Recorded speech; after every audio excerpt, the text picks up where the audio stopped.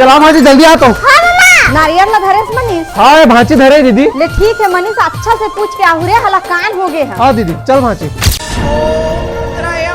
तो प्रणाम बाबा। बाबा हमारे घर में बहुत बड़े समस्या आ गए बाबा। दे नींबू ये ले बाबा।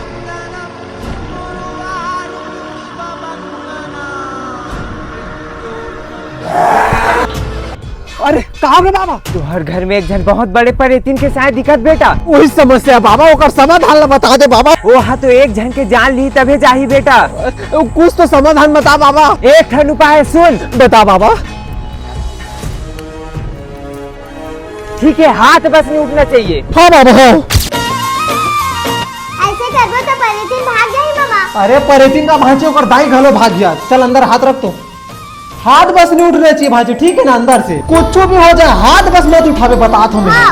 हे परेतीन तो रतले हिम्मत हमरे घर में आ खई मोला डरवावे तो बाहर निकल। आज तो चुंजाए नहीं मारने तो मोरो ना मनीष लिए निकल।